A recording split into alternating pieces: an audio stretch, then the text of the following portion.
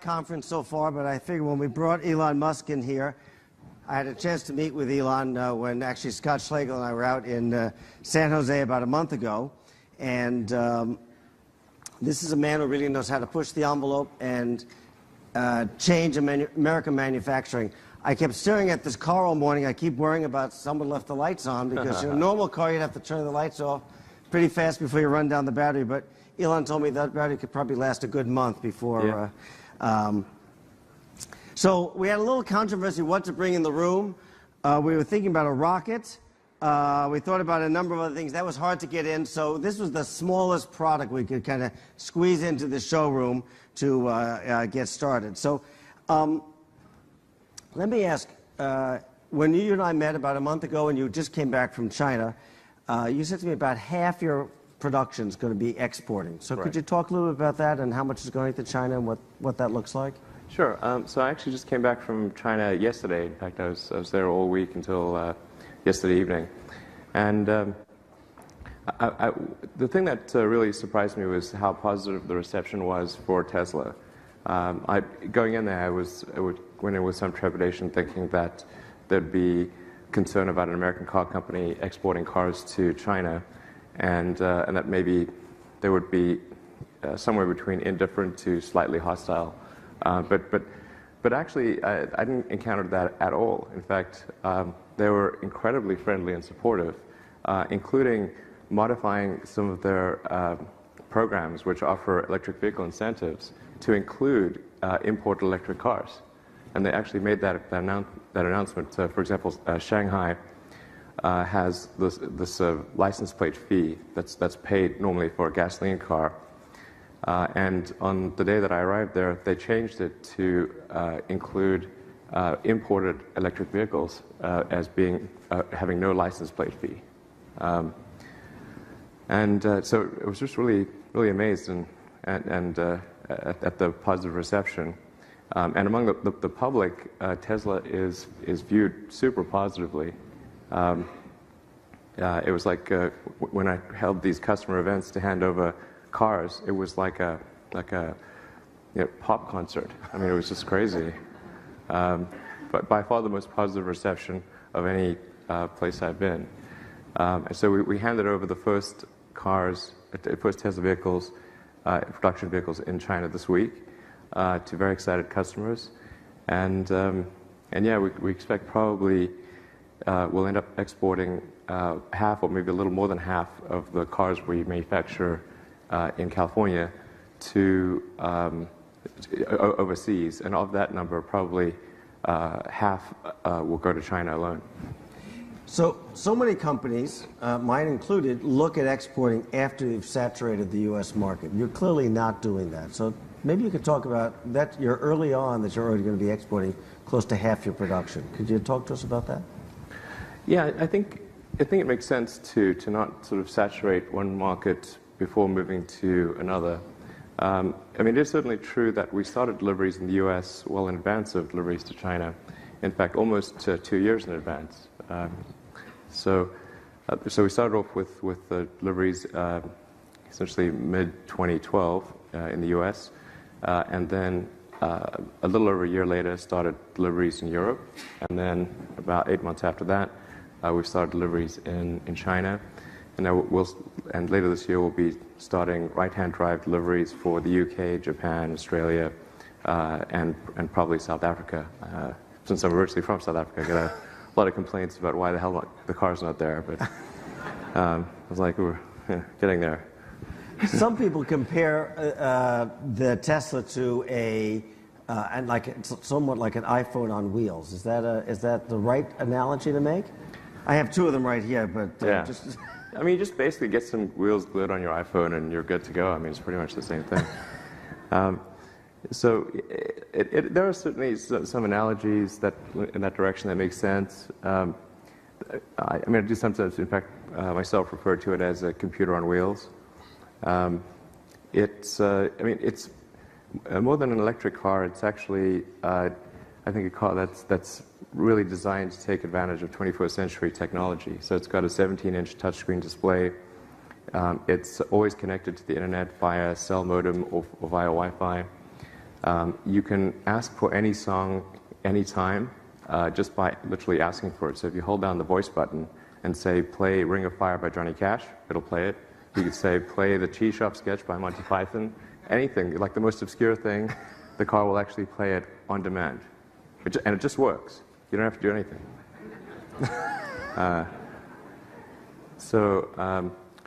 And you can adjust the car's parameters, like the ride height of the vehicle. You can adjust dynamically from the center screen.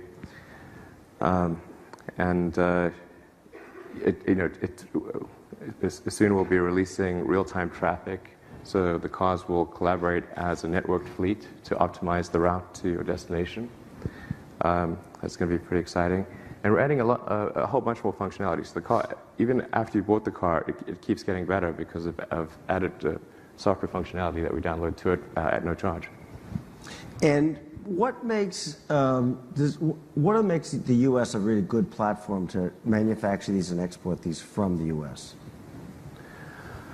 Well, assuming it is a good platform. Yeah, so certainly have been accused of that being foolish. But I think I'm someone who believes in manufacturing. I like manufacturing. I like making things. And I think for some reason that got out of fashion. I'm not sure why, but I think if you think of manufacturing not as some boring process of making rote copies, but rather that the manufacturing system that creates the car is itself a very complex machine. And just as innovation applies to the design and engineering of the car, you can apply and should apply innovation to the machine that makes the machine. And you can come up with some really cool new ways to manufacture a vehicle. And I also believe in having a tight feedback loop between engineering and production. And so if production is far away from engineering, you lose that feedback loop. And so someone who designed the car in a particular way doesn't realize that it's very difficult to manufacture the particular way that's designed. But if the factory floor is 50 feet away from their desk, then they can go out and they can just see it, and it's obvious, and they can have a dialogue with the people on the floor. And likewise, a lot of the people in the manufacturing team have great ideas about how to improve the car. But if they're far away, they can't communicate that to the engineers who designed it. So I think that it's something that's often neglected, but having that strong bidirectional feedback loop between engineering and production is really helpful for making the car better and finding efficiencies and lowering the cost. Where do you think the strongest market's going to be for your car, and also where's competition might come from? Well, sure. So I think right now the United States is our strongest market, and long term we might actually sell more cars in China than in the U.S. just because the Chinese market is so huge. In fact, last year China became the world's largest car market, right. And in fact, it's disproportionately so for premium sedans. I mean, they have somewhat of a bimodal distribution with a very high demand for premium cars, and then a very high demand for economy cars, and it's sort of a bit of a dip in the middle. And so, for example, for Mercedes S-classes, more than half of all Mercedes S-classes last year were sold in China, worldwide. So it was like 2 or 3 times what they sold in the U.S. So given that that's the basis for things, then I would expect, just on sheer numbers, China is probably larger than the U.S. market over time, but that may take a few years to arise. And we talked a little bit, and many people in this room may be interested. What would this car sell for here? This one here. So the Tesla car starts at about $70,000 before incentives. Right. And with incentives in California, it's about $60,000. Okay. Oh, I should say, so one thing that's important to consider, though, is that the cost of electricity is much less than the cost of gasoline. And you also don't have to do smog checks or oil changes or a lot of the things that you'd ordinarily have to spend on maintenance for a gasoline car. So the operating costs are much lower. And the Tesla supercharger network is free, so you have free long-distance travel anywhere in the country. So when you net that out, it's somewhere in the order of $12,000 to $15,000 of value. So it's actually like maybe compared apples to apples to a gasoline car. It's maybe like a gasoline car in the mid to high 50s. Huh? And what's the impediment towards? I know you've talked about a car in the $30,000-$35,000 range. Is that about cost of batteries? What's the technological breakthrough we've got to get through as a country? Absolutely. So the goal of Tesla from the beginning has been to create an affordable and compelling mass market electric vehicle. But in order to get there, it requires at least 3 major iterations of technology, and it requires very large-scale production. So you've got to have the economies of scale, and you've got to have design iteration. And this has been true of any new technology of any kind that's really ever been introduced. And if you consider, say, cell phones and how they started out, in Wall Street 1, you had this giant brick that the guy was walking down the beach on, talking to a phone the size of a shoebox, and now we've got a phone that's tiny and it's like the power of a supercomputer, and you can buy one for about $100. So that's gone through many design iterations. With electric cars, we're trying to get to mass market in just 3 major design iterations, which is, I think, about as fast as you could do it. And to get from where we are right now to the $35,000 price point, there are a couple things. First of all, that car would be about 20% smaller than the Model S. So just a first approximation, that would drop the cost about 20%. To achieve the other 30% of cost savings, we need to take advantage of the design improvements and the economies of scale. I'm very confident that we can achieve that additional 30% improvement with both of those. In fact, I'd say I am 99% sure. I would be, yeah. So. Okay, that's 99 is a good number. Let me ask you, we've done more work with your other company, actually. We may be working with on exports, but mostly on SpaceX. And we've learned that about 60% of U.S. commercial satellites are financed actually by the Export-Import Bank. And there's been a great mushrooming of interest. We recently did a transaction with SpaceX for BulgariaSat. What's driving this whole the satellite industry? Obviously it's iPhones and streaming, but maybe you could give us a little more insight. You mean what's driving this whole satellite boom that has actually also been a part of SpaceX story and part of what we've been working on? Can you give us some insight on the satellite marketplace? Well, I'd say the satellite marketplace isn't quite. The EXIM financing may be increasing in recent years, but in terms of the number of satellites, it's a relatively steady flow of commercial satellites. There's about, call it roughly 40 large commercial satellites that are launched every year. And these are satellites that are used for broadcast communications, in some cases weather, mapping, for Google Maps. So there's a whole bunch of satellites of all different types. But it's pretty steady. A bad year might be 30, a good year might be 50, something like that. Where it's really important, where EXIM's really important is in helping fund those missions. The money doesn't go to SpaceX. It's really to the satellite operator who wants to operate a particular satellite for a particular purpose, and then they will contract with a satellite maker, and they'll contract with a launch provider, and sometimes that's SpaceX, and then they will try to get the lowest cost of funds to fund that, the EXIM's really important in this equation because, the French have this thing called COFAS, which is very aggressive in providing low-cost funding.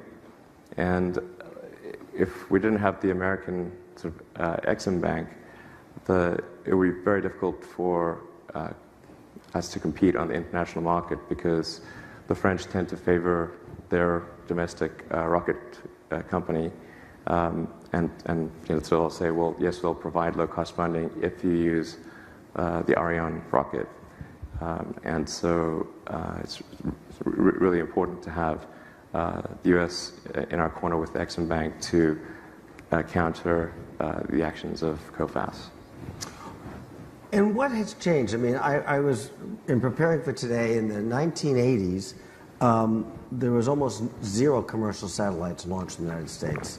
It's now, I'm told, around 10% and growing. What changed that this has become? Is that all SpaceX, or?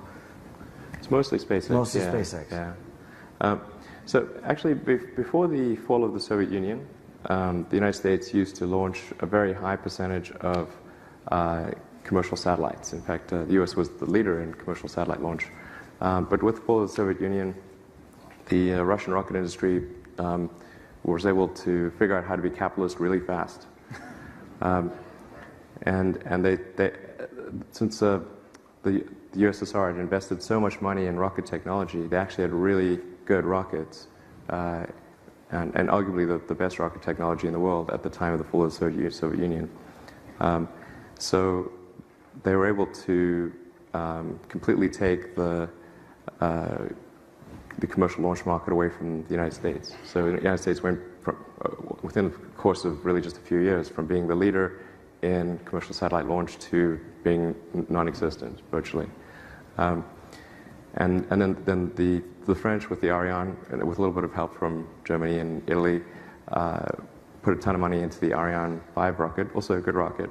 And the world commercial launch market then became essentially divided between the Russians and the French. The Russians probably having about 3/4 of the business, and the French having about 1/4. And that continued on for quite a while until a few years ago when SpaceX started launching the Falcon 9. And since then, we've steadily increased the share of US-1 missions. And I think we're now about 1/4 of all commercial satellite missions are won by a U.S. company, or really won by SpaceX. And I think we've got a decent shot if we keep at it of achieving a majority of the commercial launch market, of winning over a majority of the commercial launch market. That's I don't want to count chickens before they've hatched, but it's looking increasingly positive that we'll probably we'll probably restore the United States to #1 on commercial launches in the world. You also do a lot of work for the U.S. government and the Air Force in the launch area. What portion of that is your business? Can you talk to us? It's not really, we're on the more commercial side, but right. Just to fill it out. Well, actually, as far as U.S. government launches go, we have a very good relationship with NASA. NASA's been fantastic to work with and really has helped us a lot. And in fact, I'm not sure we'd even be where we are today without the help of NASA. So we're very, very grateful to them. NASA selected us as the primary system for transferring cargo to and from the space station. And so, in fact, our Dragon spacecraft is the only spacecraft capable of taking any significant cargo down from the space station. So there are a variety of means of getting to the space station, but in terms of bringing experiments back, which is critical to leverage the value of the space station, our spacecraft is the only one capable of doing that. I'd like to also maybe note that we get paid half as much per mission as Orbital Sciences, so there's another provider. And they only take stuff up. They take up less than we do, and they take nothing down, and they get paid twice as much per mission as we do. But that's okay. I mean, I'm Not for the U.S. taxpayers. No, I think maybe they should get fewer missions in the future, but I'm glad that we're able to, provide a service that's twice the value for money that, our competitor does. When I was out at SpaceX about a year ago, I noticed that you were also developing a recyclable rocket, a rocket that actually come back to Earth. Yeah. That would be the ultimate recyclable. Can you talk to us Yes. about that? Well, this is the fundamental breakthrough that's needed in space transport to fundamentally transform it. Because I think what we've done thus far at SpaceX is evolutionary, but not revolutionary. You know, we've made a rocket that, in an expendable scenario, it's better than anything else out there. By maybe 20, like the next best rocket would be like 20 to 30% worse in efficiency. So, but that's definitely an evolutionary thing. It's not going to revolutionize spaceflight. To really have a revolutionary impact, we've got to achieve at least an order of magnitude improvement, maybe a 2 order of magnitude improvement. And the only way to achieve that is with full and rapid reusability. And this is a very difficult thing to achieve. In fact, a lot of people in the aerospace industry think it's not possible. And in fact, most have given up on it. But I think it is possible. And we recently achieved an important milestone, which was to get the boost stage of the rocket to re-enter the atmosphere intact, deploy landing legs, and achieve a soft landing out in the ocean. So we're first doing this in the ocean to make sure we can land accurately, and then hopefully later this year we will transition to landing back on land at Cape Canaveral. And then we'll aim to refly that boost stage probably next year, if this year works out, and that will really be a massive change in space transport. To give it sort of a sense of the potential there, the cost of the fuel and oxygen and other sort of expandable liquids in the rocket, the cost to effectively fuel it up, is only 0.3% of the cost of the mission. So the rocket costs $60 million. It only costs a couple $100,000 to fill it up. So the potential is there with a high launch rate, if one can achieve full and rapid reusability, to improve the cost of space access by a factor of more than 100. Wow. Any advice? What could we as citizens do? What could the U.S. government do to make this a better place to support business, make America even a better place to start a business? You came from South Africa. What else could we be doing to improve that from your point of view? Well, I think the United States is pretty great, honestly. Definitely the best place in the world to start a business, and particularly if it involves technology. I think certainly we need to take a look at our immigration laws. If there are really talented people doing graduate courses in engineering at our universities, we really don't want to send them home. We want to try to do everything we can to keep them here. Because if for every one person who's like an ace engineer, that there are probably like 10 jobs that will be created if that person stays here. It's a huge multiplier effect. And conversely, if you're missing that special ingredient, it's very difficult to create them. I think also we probably need to reform our tax laws, because the U.S. corporate tax rate is really high relative to, say, the EU. And what this causes companies to do, like Apple or Google or others, SpaceX is a purely domestic company, so and we're happy about that. Yeah. So we don't have the ability to play some sort of tax shell game, and we wouldn't. But anyway, but it is tricky. Like if you're head of a multinational and you've got all these shareholders who are expecting you to maximize profits, and you can play this sort of like international tax shell game, and you sort of, there's a strong incentive to do so because of the U.S. tax rate being way out of whack with almost any other country. What this causes companies like Apple and Google to do is to invest a ton of money in other countries. Right. So this is a big gift that we're giving to other countries. So instead of getting those, sort of ace engineers and others to move to the U.S. and create a bunch of jobs here, we're actually funding them there to create jobs there. I mean, it's quite a nice thing we're doing, but it's probably not in the best interest. Overly generous. It's very generous. Very generous. Yeah. Let me ask you a final question because we're going to wrap up. You have 5 sons. It's always hard to be a cool dad. What do your kids think is the coolest thing about Dad?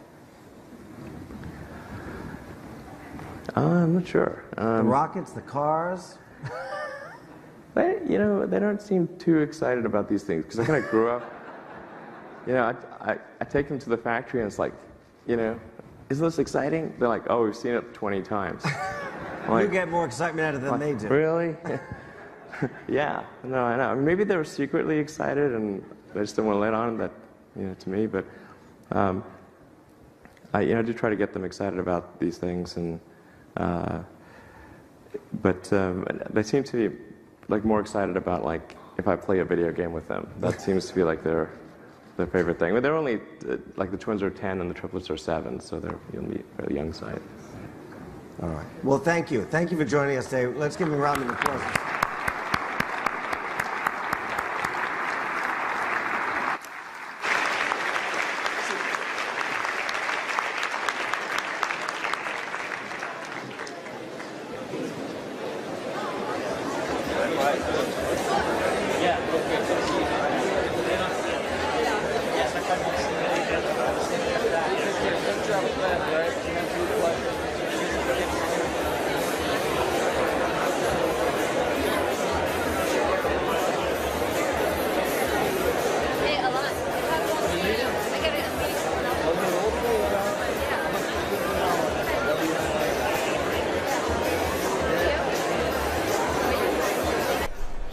If you missed any of our coverage of the Export-Import Bank Conference, you'll find it at cspan.org. Writing about legislation ahead, Billy House from National Journal says a decision is due on September 30th on whether to reauthorize the Export-Import Bank, recharter it with reforms, or even wind down legislation, or simply let it expire.